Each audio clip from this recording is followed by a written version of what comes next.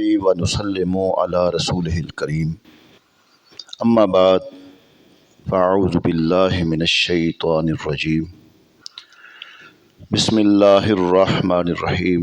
محترم سامعین و ناظرین، سورۃ النساء آیت نمبر 43 سے آغاز کر رہے ہیں۔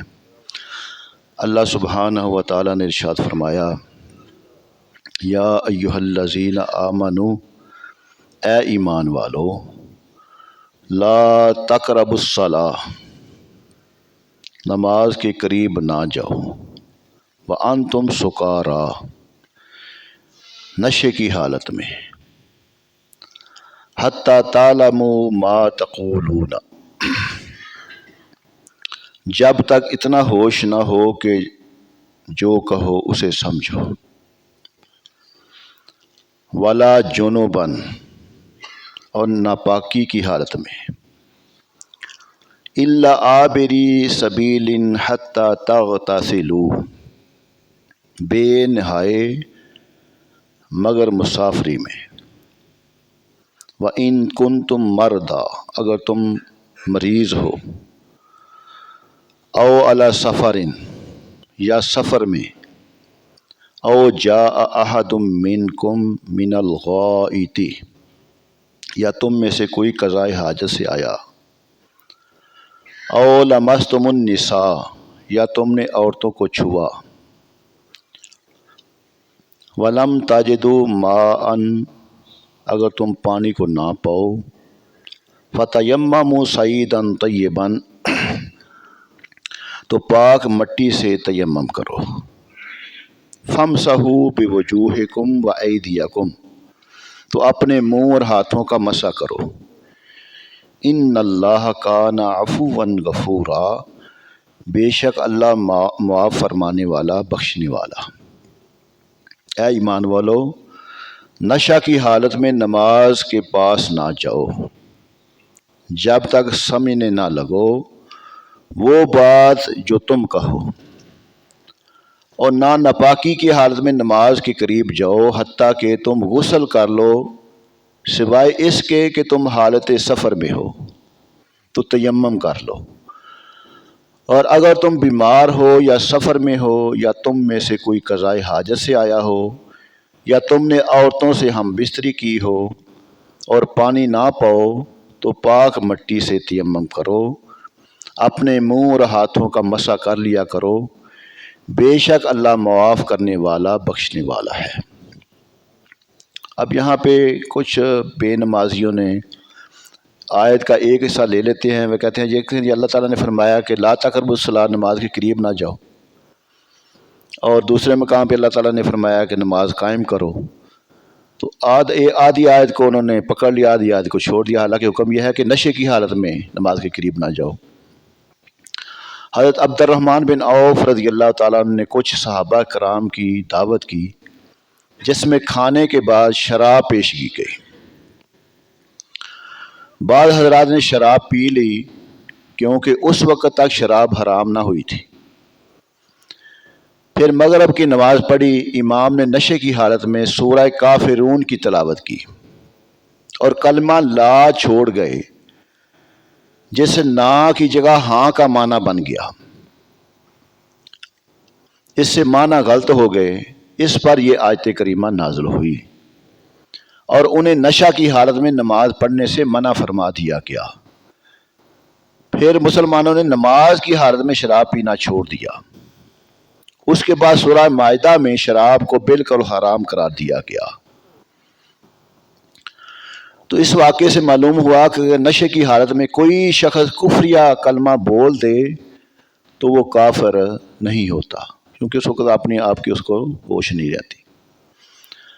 اور یہاں پہ جو فرمایا گیا نا، لا جنوباً، نہ حالت جنابت میں نماز کے قریب جاؤ، آیت میں پہلا حکم تھا کہ نشے کی حالت میں نماز کے قریب نہ جاؤ، دوسرا حکم یہ دیا گیا کہ جب تم جنابت کی حالت میں ہو تو جب تک غسل نہ کر لو تب تک نماز کے قریب نہ جاؤ، یعنی پہلے غسل کرنا فرض ہے، اگر سفر کی حالت میں ہو اور پانی نہ ملے تو تیمم کر کے نماز پڑھ لو۔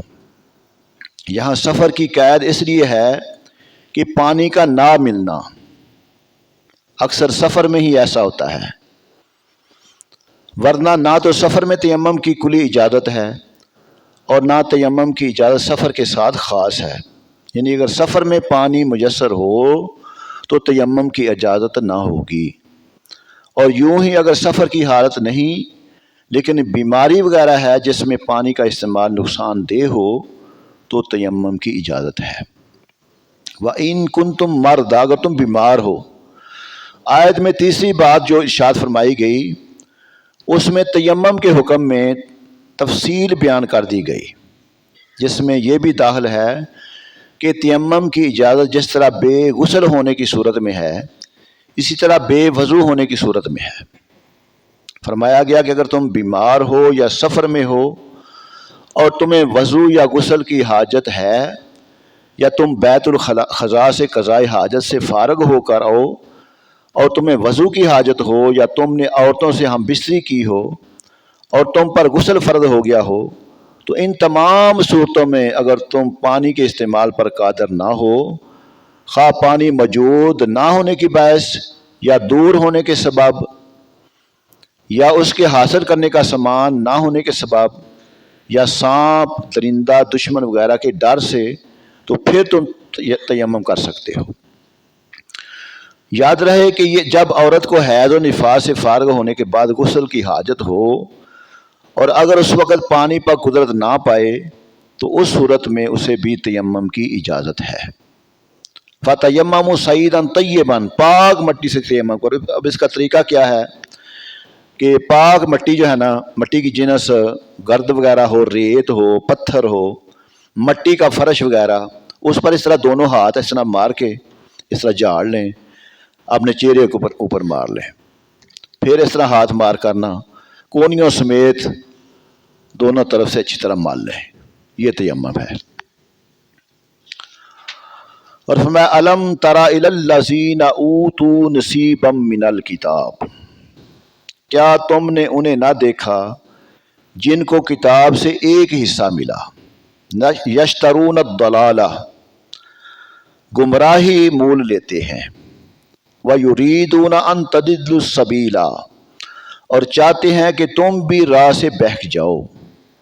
کیا تم نے ان لوگوں کو نہ دیکھا جنہیں کتاب سے ایک حصہ ملا کہ وہ گمراہی خریدتے ہیں اور چاہتے ہیں کہ تم بھی راستے سے بھٹک جاؤ۔ یہاں یہودیوں کے بارے میں فرمایا گیا، ان لوگوں کو اللہ تعالیٰ کی کتاب یعنی تورات ملی جس سے انہوں نے حضرت موسیٰ علیہ السلام کی نبوت کو پہچانا، لیکن امام الانبیاء صلی اللہ علیہ وسلم کے متعلق جو کچھ تورات میں بیان کیا گیا تھا اس حصے سے محروم رہے اور آپ صلی اللہ علیہ وسلم کی نبوت کے منکر ہو گئے۔ اس لیے فرمایا گیا کہ انہیں کتاب کا ایک حصہ ملا، گویا کہ اللہ تعالیٰ کی کتاب رکھنے کے باوجود ہدایت کی بجائے گمراہی کے پیروکار ہوئے، اور اس کے ساتھ اے مسلمانوں تمہیں بھی گمراہ کرنے کی کوشش کرتے رہتے ہیں۔ معلوم ہوا کہ ہدایت کا دار و مدار حضور صلی اللہ علیہ وسلم پر کامل ایمان لانے پر ہے۔ واللہ عالم بأعدائکم، اللہ خوب جانتا ہے تمہارے دشمنوں کو۔ وکفا باللہ ولیہ، اللہ کافی ہے والی۔ وکفا باللہ نصیرا، اللہ کافی ہے مددگار۔ اور اللہ تمہارے دشمنوں کو خوب جانتا ہے اور حفاظت کے لیے اللہ ہی کافی ہے، اور اللہ ہی کافی ہے مددگار۔ ارشاد فرمایا گیا کہ اللہ تعالیٰ تمہارے دشمنوں کو خوب جانتا ہے اور اس نے تمہیں بھی ان کی عداوت پر خبردار کر دیا ہے، لہذا تمہیں چاہیے کہ ان دشمنوں سے بچتے رہو۔ یقیناً اللہ تعالیٰ ہم سے زیادہ ہمارے دشمنوں کو جانتا ہے، لہذا جسے وہ دشمن فرما دے وہ یقیناً ہمارا دشمن ہے، جیسے شیطان اور کفار و منافقین۔ من الذین ہادوا یحرفون الکلم عن مواضعہ، کچھ یہودی کلاموں کو ان کی جگہ سے پھیرتے ہیں۔ وَيَقُولُونَ سَمِعْنَا وَعَصَيْنَا، اور کہتے ہیں کہ ہم نے سنا اور نہ مانا۔ وَاسْمَعْ غَيْرَ مُسْمَعٍ، اور سنیے آپ سنائے نہ جائیں۔ व राइना लय्यन बिअलसिनतिहिम, और राइना कहते हैं जबानें फेर कर, वतानन फिद्दीन, और दीन में ताना करते, ताना के लिए, वलौ अन्नहुम कालू समेना व अतौना, और अगर वो कहते कि हमने सुना और माना, वस्मा वंजुरना लकाना खैरुल लहुम, और हजूर हमारी बात सुने और हजूर हम पर नज़र फरमाएं तो उनके लिए भलाई है। वलकिन वलकिन लानहुमुल्लाहु बिकुफ्रिहिम वला युमिनूना इल्ला कलीला, और फरमाया लेकिन उन पर अल्लाह ताला ने लानत की उनके कुफर के सबब, तो यकीन नहीं रखते मगर थोड़ा। अब इसका बामुहावरा तर्जुमा यह है कि यहूदियों में कुछ वो हैं जो कलिमात को उनकी जगह से बदल देते हैं और कहते हैं हमने सुना माना नहीं, आप सुने आपको ना सुनाया जाए, और राय ना कहते हैं जबानें मरोड़ कर और दीन में ताना के लिए, और अगर वो कहते हैं कि हमने सुना और माना, हजूर हमारी बात सुने और हम पर नज़र फरमाएं तो ये उनके लिए बेहतर और ज़्यादा दुरुस्त होता, लेकिन उन पर तो अल्लाह ताला ने उनके कुफर की वजह से लानत कर दी तो वो बहुत थोड़ा यकीन रखते हैं। अब आयत का खुलासा ये है कि बहुत से यहूदियों की खसरत व आदत नहायत ही बुरी और कबीह है। उनमें कई बुरी आते हैं। पिछली ये कि तौरात शरीफ में अल्लाह ताला ने हजूर सल्लल्लाहु अलैहि वसल्लम की शान में जो बयान फरमाया है, यहूदी उन कलिमात को बदल देते हैं। दूसरी बात यह है कि जब ताजदार मदीना सल्लल्लाहु अलैहि वसल्लम उन्हें कुछ हुक्म फरमाते हैं तो ये ज़बान से तो कहते हैं कि हमने मान लिया, लेकिन दिल से कहते हैं कि हमने कबूल नहीं किया, मुनाफिकत करते हैं। जिसकी एक सूरत यह भी है कि आप सल्लल्लाहु अलैहि वसल्लम के सामने ऐसे जुमले बोलते हैं जिनके दो माना बनते हैं, एक अच्छे और दूसरे बुरे। और इन यहूदियों का तरीका यह है कि ज़ाहिरन तो अच्छे माना का तसर देते हैं, लेकिन दिल में वही खबीस माना मुराद लेते हैं। जैसे कहते हैं कि सुनिए और आपको ना सुनाया जाए। ना सुनाया जाए से ज़ाहरी माना ये निकलता है कि कोई नागवार बात आप सल्लल्लाहु अलैहि वसल्लम के सुनने में ना आए, और दूसरा माना जो मुराद लेते हैं ये होता है कि आप सल्लल्लाहु अलैहि वसल्लम को सुनना नसीब ना हो, नऊज़ुबिल्लाह। आप आपस में जब ना वो इकट्ठे होते हैं ना मुनाफिकीन यहूदी, तो एक दूसरे को कहते हैं कि देखें ये मुसलमानों के नबी तो ये दावा करते हैं ना कि अल्लाह ताला ने हर तरह की मुझे खबर दी है, हालांकि हम जो बात कहते हैं ना वो अंदर में हमारी बात हकीकत में ऐसा नहीं होता, तो हमारी बात को ये नहीं जानने वाले, हकीकत में हम इनके ऊपर ना ईमान नहीं लाए। अगर आप नबी होते तो आप इसको जान लेते। अल्लाह ताला ने उनके अंदर की खबासत को यहाँ ज़ाहिर फरमाया, और इससे मालूम हुआ कि सरकार कायनात सल्लल्लाहु अलैहि वसल्लम के इल्म पर तान करना दर हकीकत दीन इस्लाम पर तान करना है, और ये यहूदियों का तरीका है। फिर अल्लाह ताला ने फरमाया कि अगर ये लोग भी अहले अदब का तरीका इख्तियार करते और उन्हीं की तरह कहते या रसूलल्लाह हमने सुना और दिलो जान से तस्लीम कर लिया, हजूर हमारी बात सुनिए और हम पर नजर करम फरमाएं, तो ये उनके लिए दुनिया व हर एतबार से बेहतर होता। लेकिन चूंकि ये मलून है लिहाजा उन्हें अदब की तौफीक नहीं होगी। आगे अल्लाह सुब्हानहू तआला ने फरमाया या अय्युहल्लज़ीना ऊतुल किताब आमिनू, ए किताब वालो ईमान लाओ उस पर जो हमने उतारा तुम्हारे साथ वाली किताब की तस्वीर फरमाता। या अय्युहल्लज़ीना आमनू ऊतुल किताब आमिनू बिमा नज़्ज़लना मुसद्दिक़न लिमा माअकुम मिन क़ब्ल अन नतमिसा वजूहन, जो तस्दीक फरमाता है कबल इसके कि हम बिगाड़ दें कुछ मुंहों को, व नरुद्दाहा अला अदबारिहा, और उनकी पीठ की तरह, और फरमाया नलअनहुम कमा लअन्ना अस्हाब सब्त, और फरमाया कि یا انہیں لعنت کریں جیسی لعنت کی ہفتہ والوں پر۔ وَكَانَ أَمْرُ اللَّهِ مَفْعُولًا، اور خدا کا حکم ہو کر رہے۔ اے کتاب والو، جو ہم نے تمہارے پاس موجود کتاب کی تصدیق کرنے والا قرآن اتارا ہے اس پر ایمان لے آؤ، اس سے پہلے کہ ہم چہرے بگاڑ دیں پھر انہیں ان کی پیٹھ کی صورت میں پھیر دیں، یا ان پر بھی ایسے ہی لعنت کریں جیسے ہفتے والوں پر لعنت کی تھی۔ اللہ کا حکم ہو کر ہی رہتا ہے۔